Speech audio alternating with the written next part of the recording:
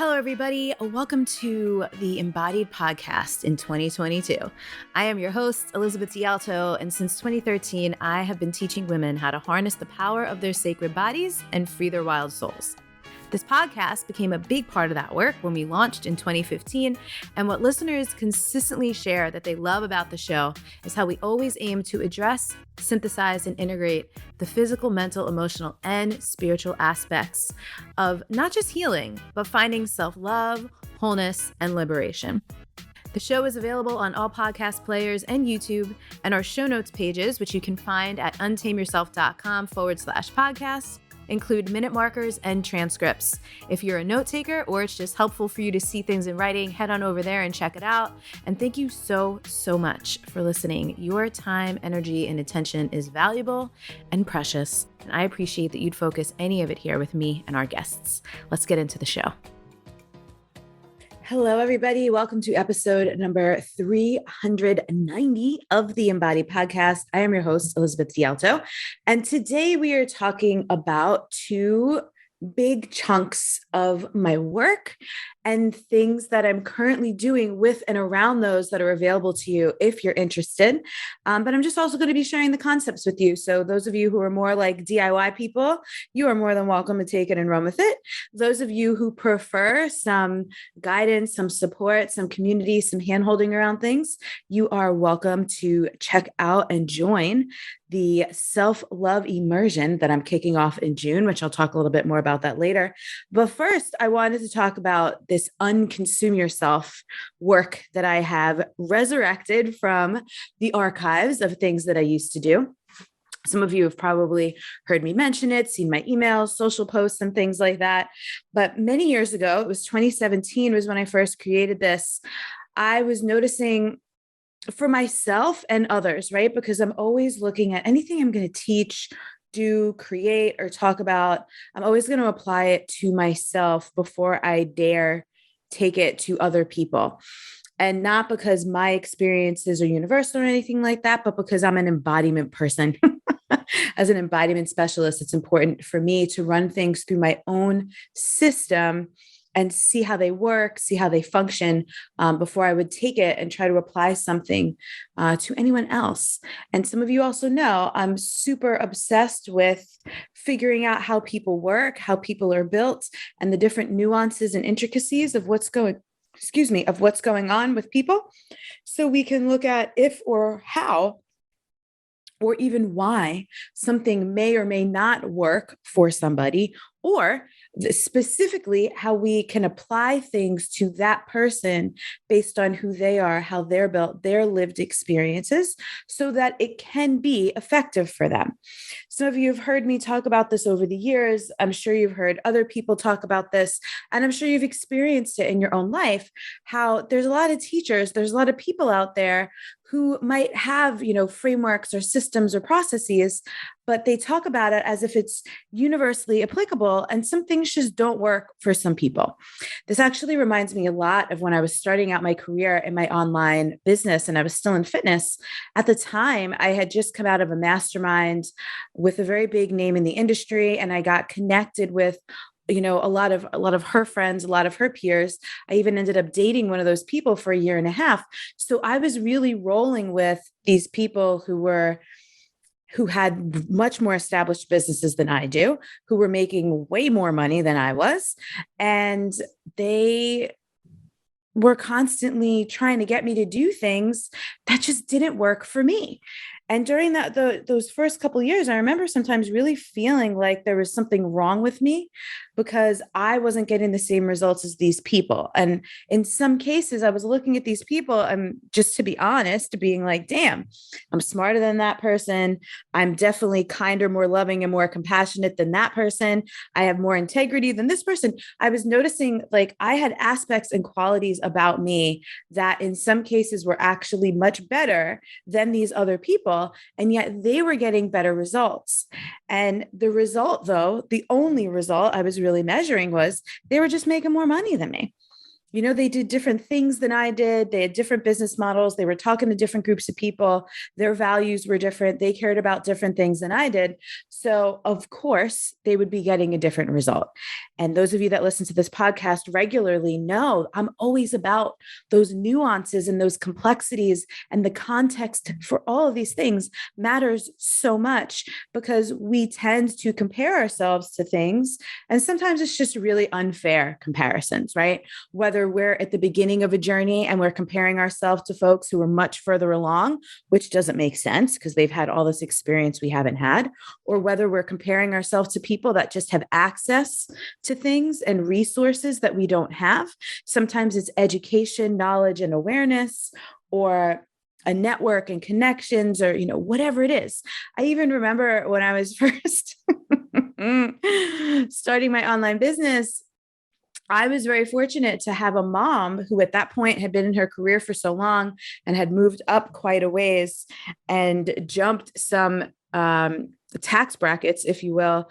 And, I ran out of money a couple of times, and my mom was able to float me. I was able to take loans from my mom rather than a bank and have to pay all this interest. So that was very fortunate that I had access to that. But even with that, what my mom was able to float me or help me with was nothing compared to people who had like these multiple six-figure inheritances, or some people even have trust funds, but a lot of people don't disclose that stuff. So I'd be sitting around like, how the hell is that person making that much money or doing that? Or sometimes I didn't know that people had a spouse who was helping them out and they weren't having to completely take care of themselves like I was. Or sometimes people had worked in corporate and had all this savings or a retirement account that they could liquidate. I dated someone once who did that to start his business. He liquidated a retirement account to the tune of like 5 or 6 figures. I forget how much money it was.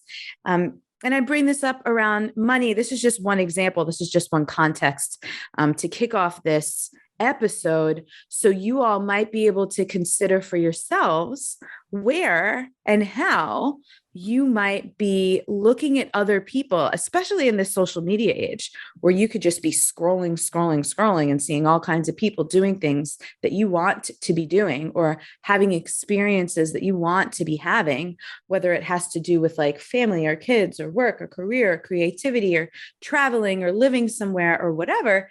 And it can just help you have more compassion for yourself and not compare yourself to people that it literally makes no sense to compare yourself to. And the other thing I want to bring up around that is, you all know I love things like astrology and human design for all the ways that they help us really understand how we're built, because sometimes we're also looking at people that are built so differently than we are, right? Some people are much more inclined to be able to stick to a routine and be consistent about certain things, which is obviously going to affect their results, around all kinds of things. Again, whether it's in business, career, health, fitness, things like this. Maybe you're not built that way. Maybe you're much more of a flowy person who needs to constantly be changing up your environment or your rituals or your routine. And then we also have to look at like the overculture, right? We have to look at societal programming and conditioning. We have to look at dominant culture sometimes and go, great, well, this is the overall preference. This is the thing that gets shared as if it is the best or ideal. And that's just not, that doesn't work for me. And that was how it was for me in my business for many years. I remember, I'll share one more example about this just so it could anchor in. One of the things I've been geeking out lately with on human design are the arrows. If you've ever looked at your human design chart, there are arrows around the head. And it's not something that a lot of human design people really talk about early on in the journey. But what's cool about these arrows is some of them point left and some of them point right. And if they point left, that is like being more masculine or more left-brained, more structure, consistency, and routine oriented. And if they point right, that's more like the feminine energy, which is more like right brain, right? Like creative, less structure, more flow, more organically evolving and unfolding. And so those 4 arrows, they mean different things. There's one for digestion, there's one for your environment, there's one for your awareness, and there's one for how you manifest. And so to go back to the example that I started the podcast with, the manifestation one, my manifestation arrow points right. So I am not a specific manifester, which means that setting a goal, like a number, like I want to make this much money this year, I want to have this many people join my program, that doesn't really work for me because that's not how I do things. And it's funny because number goals like that have never worked for me, but I tend to have worked in environments and industries that were really numbers focused. So when I started my career in sales, there was always like a number goal. I never hit number goals. And for years I would beat myself up because some people just hit their numbers, nail their numbers, know their numbers. And I'm like, yeah, I don't do that. And so it'd be like, what's wrong with me? Do I just not know how to set goals? Do I not know how to pick? Am I being delusional or unrealistic? But it's more that I manifest by how something feels. It's more broad, it's more bigger picture. So for me, rather than I want to make this much money this year, to focus on something like what I want to be able to do with my money, right? I want to be able to plant this many trees. I want to be able to fund, this liberation movement in Puerto Rico. I want to be able to give money to this, or I want to be able to do that, or, get a nicer comforter for my bed, whatever, on the smallest scale to the largest scale. For me, setting goals, especially around money or income, I've always been around, well, what am I going to be able to do with that? What am I going to be able to contribute to? What am I going to be able to give? Maybe it's about investing back in the business or hiring someone. So for me, it's less about hit these numbers, this is the specific goal, or like something like, I want to have this many employees. I used to have a friend who that's how her goals were. I want to have 10 people working for me. And I'm like, I don't know if I need 10 people, but here's what I want to be able to get done. And I need the number of people that's going to help me get that done. And so for me, it's been a lot more about, figuring out, feeling into things as I go, whereas some people that like this many, that many, this really, really works for them.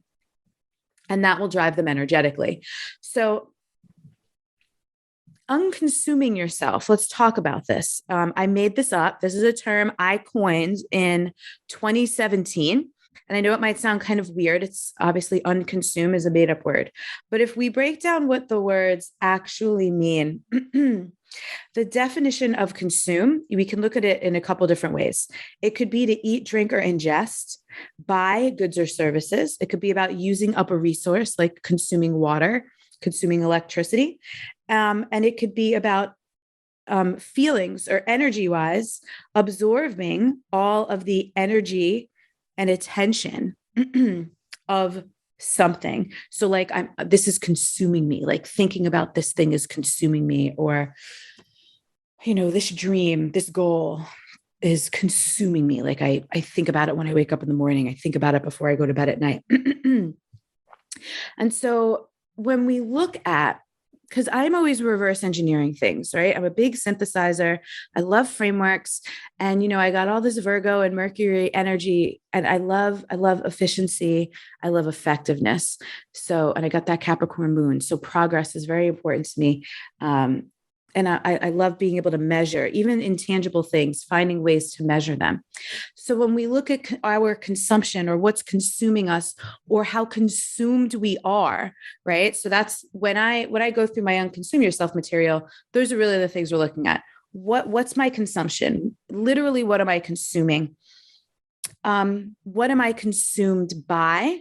Right? What is consuming me? What's like eating me up or taking up my mental real estate, emotional real estate? What's filling my thoughts? What's distracting me? So what am I consuming? What's my consumption? What am I taking in? What am I being consumed by? And then what am I also consuming in terms of like using up by way of not just physical resources, but also, again, my mental, my emotional, my spiritual. And let me put that in context, because I think that's something often that people don't measure. So even just yesterday, I had the whole day open because I needed to do a lot of writing and creating. And during that day, I had two friends reach out to me about their own, I have a lot of friends who are also in businesses and we're constantly getting feedback from each other. So I had two friends reach out to me with some feedback questions. And when I saw them come in, I was like, all right, I'm going to have to save this till the end of the day because I personally need all my focus, all my attention, and all my creative attention for what I'm doing right now. And if I would have interrupted myself to go listen to my friend's 3-minute message and answer her thing, that would have taken me off, excuse me, my own course. So, whew, it's very early in the morning, you all. I just woke up. I like rolled out of bed and started recording the podcast. So you're getting morning voice over here. So that's an example, right? If I were to even allocate a little bit of my mental attention, my creative energy to what was going on for my friends, that would have been taking away from my tasks at hand. And I know myself, that could actually really fuck up a whole day for me. So I was not going to use up the resource of my mental and creative attention for that until I got to the end of the day. And then it was like, whatever I had left over, I could give to that. But I wasn't going to like prime time in the middle of my day at the height of my resources, use it for something that wasn't the priority for me on that day. And that's just not something, that level of consideration is often not something a lot of us give ourselves. We just let ourselves, which I really used to be the queen of this, we let ourselves get pulled in a million different directions all day. Now, I know some people have neurodivergences, ADD, ADHD, stuff like this, which might also contribute to things like that. And that needs to be factored in and considered. But everything that I talk about in Unconsume Yourself can be applied to anyone in their own context. I design everything that way. So no matter who you are, what you've got going on, you could still get something out of, you could still apply and get some kind of result or some kind of outcome from the frameworks and from the concepts and from the tools and practices. So we've talked about what consume means, and then the prefix un means not. So unconsume yourself is about being not consumed, right? So it's the process of really looking at very popular and consistent things that consume us, and then consciously making choices about how to let some of that stuff go or make some changes in our lives so that we can do things or set ourselves up to have more energy and resources for the things that are our priorities and the things that we value the most, rather than just getting dragged around all over the place. You know what? It's so funny. The image that just popped into my mind when I was little, the street that I grew up on, Renwick Avenue on Staten Island, I lived there till I was 10. There were a couple of families on the street that had really big dogs. One family had Rottweilers, and this other family had huge German Shepherd. And the guy who owned the German Shepherd was so skinny.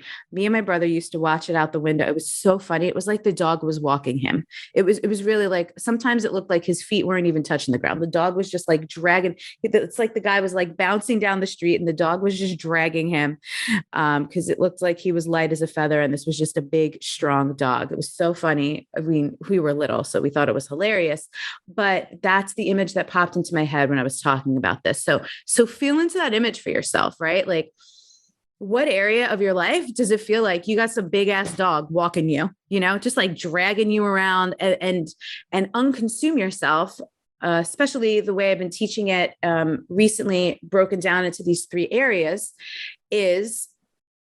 are like showing you what are your big dogs, what are the things that are dragging you around and down your street. So I wanted to make this episode partly because if you're listening to this in real time or after the recent, in May of 2022, free Unconsume Yourself training is underway, which means that you can't watch it, you can't get access to it right now, but I've been talking about it so much. And so if you're missing out, I wanted to at least give you some nuggets that maybe you could work on it on your own. So in Unconsume Yourself, I have broken it into these 3 different workshops. And one of them is how to detox from judgment, blame, and guilt. Judgment, blame, and guilt, which are adjacent to a lot of other mental and emotional experiences that really take up a lot of real estate in your life, are incredible things that everybody deals with on some level or another, that could be so distracting and can really be so disruptive to intimacy, harmony, connection, closeness, community, getting the support that you need, judgment, blame, and guilt. So when I say we detox from that, those things are like toxins, judgment, blame, and guilt in your system that then affect your behavior. And something I like to clarify, people these days, and for many years now, talk about toxic people. I don't actually believe that anyone is toxic, but I do believe that behavior can be toxic, right? So, because even me personally, sometimes I might do something like a couple of weeks ago, I like screamed at someone in an intersection and gave them the middle finger out my car window. That's a toxic behavior, but I'm not a toxic person. I do that like maybe once every couple of years. That doesn't make me toxic, but I did a toxic type thing. So I like to make that distinction because what it also does is remove shame and the way people beat themselves up, or they're internalized, what's wrong with me? I shouldn't be doing this. Like when that happened, by the way, when I gave that person the middle finger out my car window, I could have been like, what's wrong with you? You're a spiritual guide. You teach self-love. And how could you? And I was like, no, that was just me being a fucking person. Cause that guy ran the intersection and almost T-boned me, like survival instinct kicked in and my inner Staten Island came out. So when we detox from judgment, blame, and guilt, we're able to access things like compassion, forgiveness, self-love. We're able to take our time. And so detoxing from judgment, blame, and guilt also lets us shift from unhealthy reactions into healthy responses. And the big difference between being inclined to have unhealthy reactions is space, mental and emotional space. So it's also why I was calling Unconsume Yourself a life detox, or more specifically, a mental and emotional detox. Because when we can detox what's going on in our minds constantly, and when we can detox what's going on with our emotions, we'll just have more space, which means we'll have the opportunity to pause. And in Unconsume Yourself, I'm not specifically talking about the nervous system, but all of these things affect the nervous system.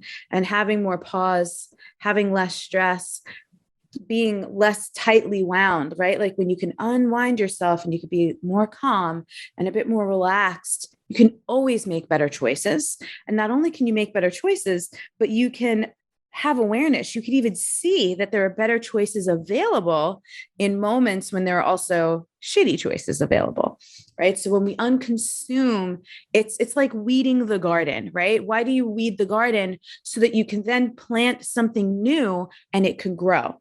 So the whole point of unconsuming is to create this space, is to create some fertile ground so that you could plant new seeds, so you can have different experiences, so that beauty can emerge where before it was all overcome with things that were not aiding the fertility or the growth of the land.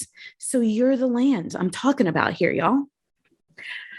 Now, it's helpful to think about what you overconsume and what you're overconsumed by, right? And again, we break that down in the Unconsume Yourself training because it's hard to see these things yourself often. Often when someone brings it up, like I'm sure even in the 20 or so minutes that I've been talking on this podcast, you're probably having some little light bulbs here and there, or you're probably going, oh, I hadn't thought about this that way. Sometimes all it takes is for a person to put something in context that you hadn't thought about for you to be able to like let something go or see it differently or make a different choice or stop feeling so bad about it. So trying to do all this stuff on your own, you can. And it's also helpful to have a guide. It's also helpful to have other people doing the same thing. So their ahas, their insights that get shared can also spark your own. Then it's also about looking at your life and acknowledging and seeing the results of your overconsumption, right? And again, we're always looking at overconsumption in two ways. What are you overconsuming? Whether, for example, food, which then makes you feel a certain way or has an effect on your body. It could be drugs or substances or alcohol. Like I'm not drinking alcohol in 2022. I decided not to. Not that I'm a big drinker anyway. But going into this year, I still have my gallbladder and my gallbladder was bothering me. And so I knew alcohol certainly would exacerbate that because the gallbladder and the liver are buddies. And we know alcohol is not good for the liver. So I decided I wasn't going to drink this year. And then once I got my gallbladder removed, I was like, well, I'm still not going to drink because it feels amazing. Because alcohol makes me really sluggish. And I'm a person who naturally wakes up in the morning with a lot of energy. And so waking up in the morning without energy makes me feel like it's not me. It's not myself. And so not drinking alcohol, that was also part of the reason. I didn't want to fuck up my gallbladder, which ended up being a non-issue because that thing got taken out.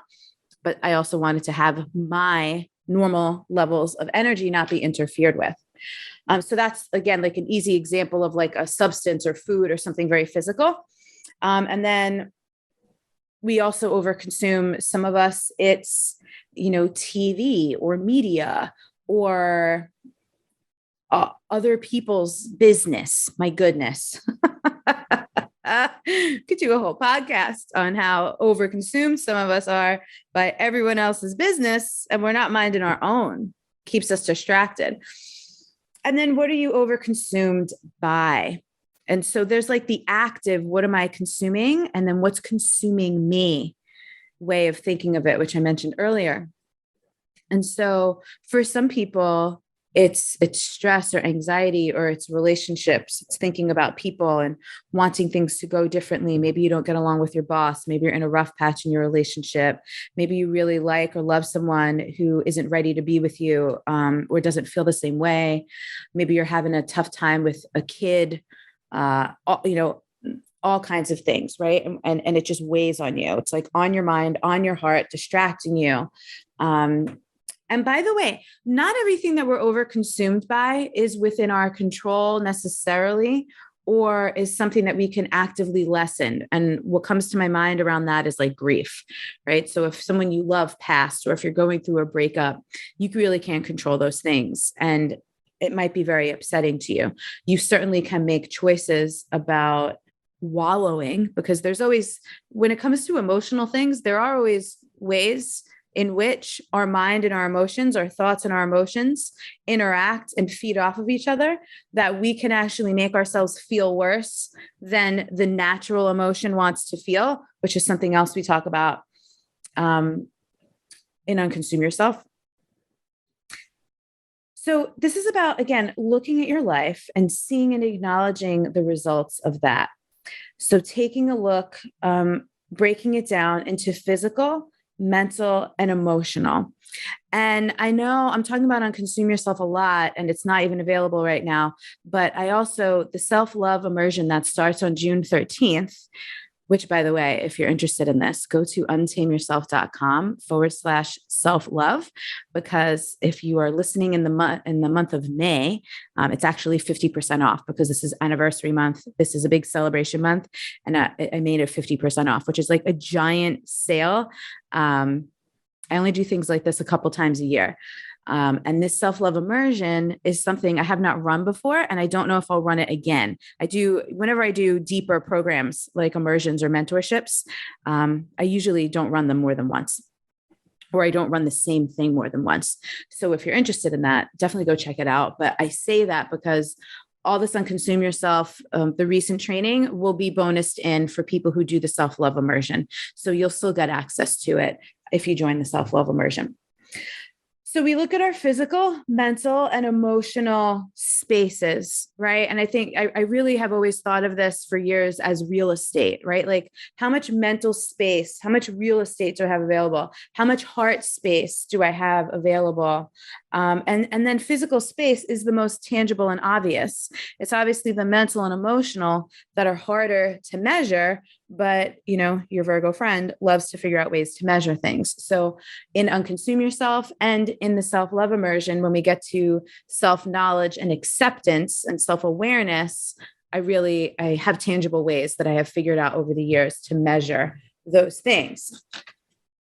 So the next thing that can really distract us when it comes to mental and emotional is trying to understand things that we're just never going to be able to understand, trying to understand things that just don't make any friggin' sense. For example, a lot of like trauma, tragedy things that are happening in the world right now, a lot of people are living through things that nobody should have to live through. And it doesn't make any sense.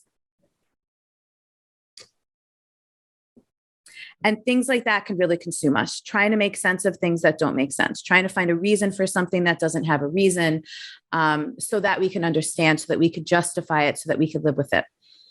This is a big reason why in my self-love framework, acceptance is a big piece, because some people shit on acceptance like it isn't the biggest stepping stone into almost everything else that we want. Because when we're not accepting things, we're resisting them. And in the presence of resistance energy, it's really hard to have ease or flow, or in some cases, move as quickly and swiftly as it is possible to move through things. We really slow ourselves down, because resistance is like hitting the brakes. It's giving us things to have friction about. Resistance is friction. And so when we remove the resistance, when we can have acceptance, when we can get there, which can be really hard. But again, I have ways of helping people get to acceptance that they're like, oh my God, I never thought I was going to be able to accept that. And then they do. And then poof, mental and emotional space galore opens up. And one of the ways we do this is the life inventory. We go through the different areas of your life. And I recommend doing this seasonally, by the way, like at the change of the seasons, to kind of just sit down and take stock, take inventory of the different areas of your life. I have a specific way that I do this, and we'll be doing that in the first month of the self-love immersion, because the first part of the framework is self-awareness. And so part of self-awareness is not just looking at yourself. It's not just navel gazing. It's looking at your life, because often when people are doing their personal work, their inner work, they're just looking at like themselves.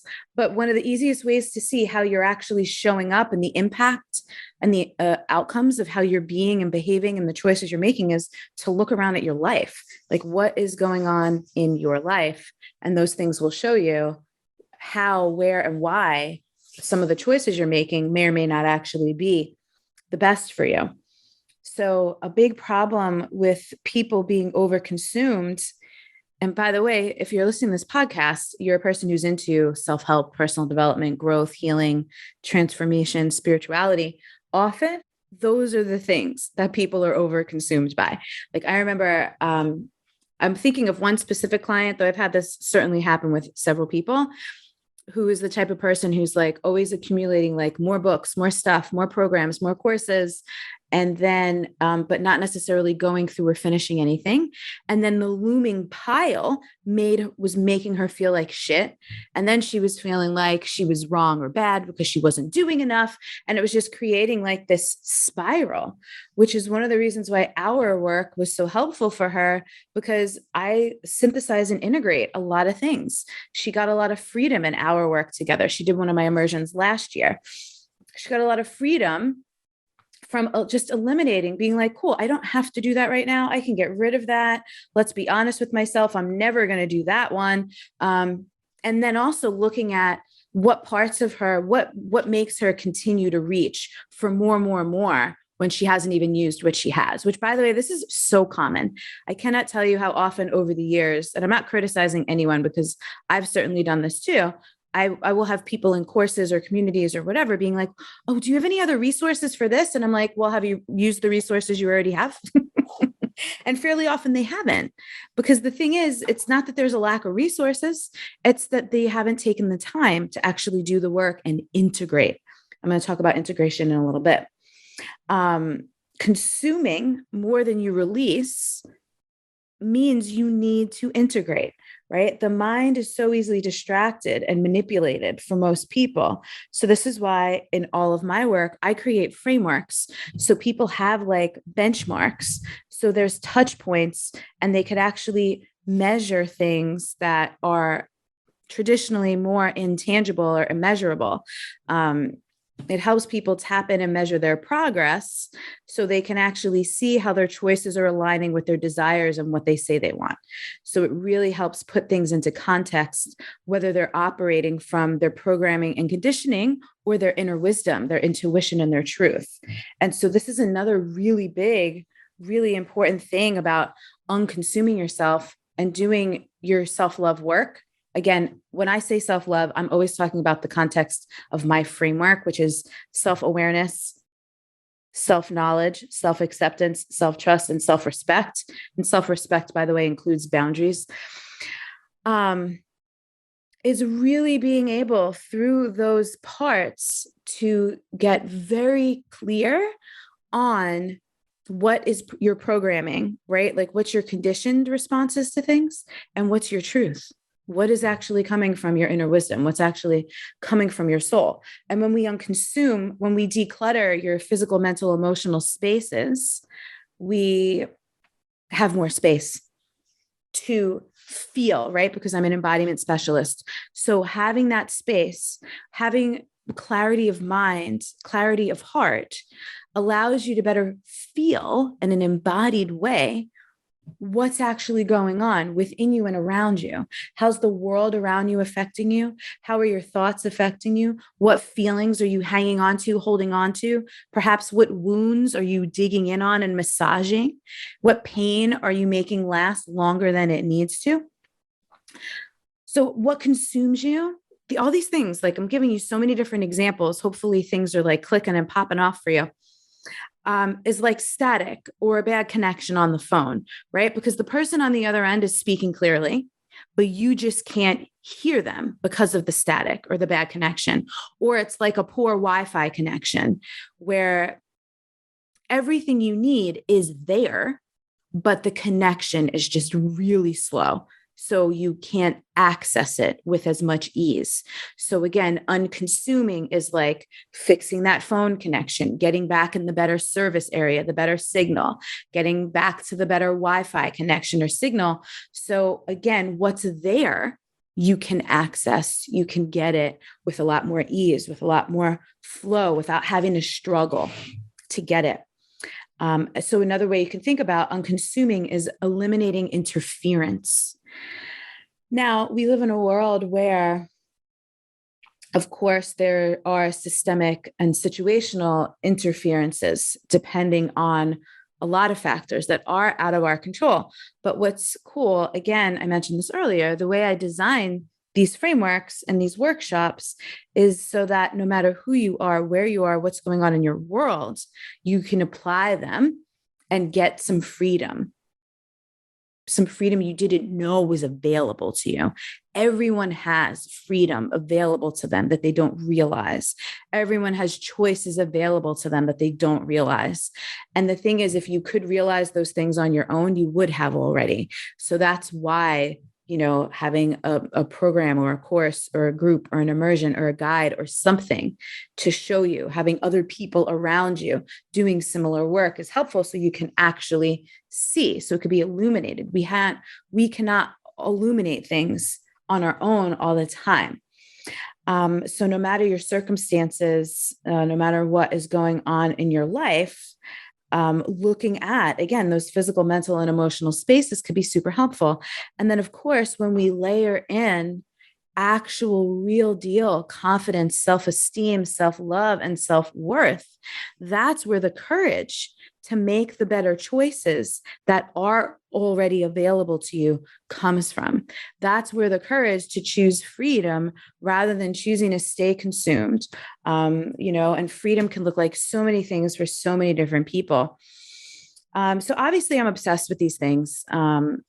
Finding peace and acceptance around something instead of carrying bitterness and resentment or anger can literally change your whole entire life.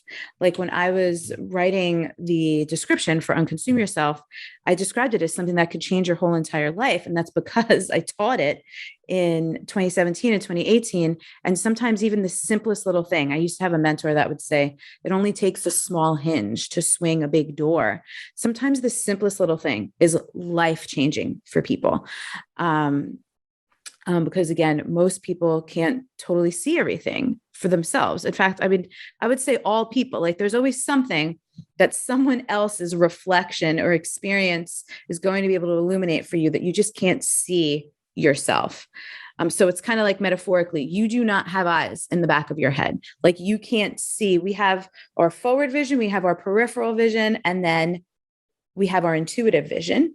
And then there's still going to be blind spots. There's still always going to be areas that personally for ourselves we cannot see. And our energy and our emotions are different day to day. So what's cool about this, if you think about it, when you're overconsumed, your circuit is shorter, right? You've heard people say you're on like a short circuit, or like you're tightly wound, which means it's easier to snap or it's easier to break. So all of this work, the unconsume yourself work and the self-love work, is about lengthening your circuit. It gives you space to respond rather than react. And I've talked about unconsume yourself and self-love together because, and this is something I didn't realize back in the day because I hadn't created my self-love framework yet. That didn't come till later in 2017, but more formally, really not until 2020, is that unconsume yourself is really pre-work for the self-love work, which is really amazing. And that's why I'm bonusing it in the self-love immersion. So anyone who joins the immersion will get to keep the recordings of the free workshops that are available through June 8th that are in the current unconsume yourself. So I know I bounced around a little bit. I get so excited about this stuff. If you're a person who has really been working on loving yourself, or even someone who hasn't, and you're like, I don't even know where to start, or I've done all these things and nothing works. Like, I don't feel any better about myself. I'm still quite mean to myself, or I'm not very kind to myself, or maybe I've gotten a little better, but I certainly, I really want to know what it is like to like deeply like love, trust, and accept myself.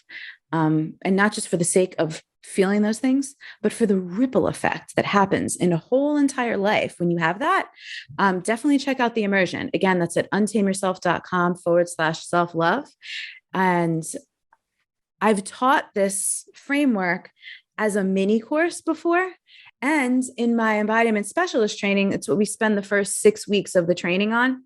And our first immersion, our 2.5-day immersion, is about. And that actually this year, which I did back in February, the immersion with my sacred embodiment specialist trainees, is what made me want to do this self-love immersion. Because when we were moving on, they were like, ooh, I mean, I could use like 3 more months doing this.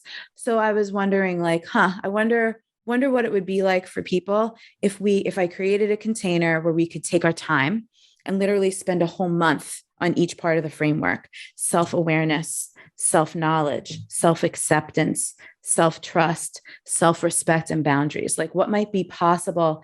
And what's interesting is, so many people go for like shorter things, like I want to do the 6-week thing or the 8-week thing or the 21 days or whatever.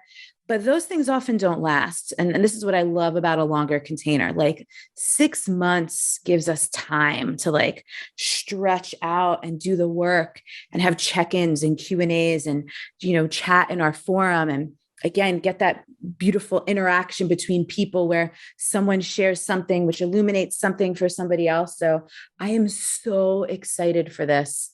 The last 2 immersions I ran last year, I ran immersions around my wild soul archetypes, and those were incredible.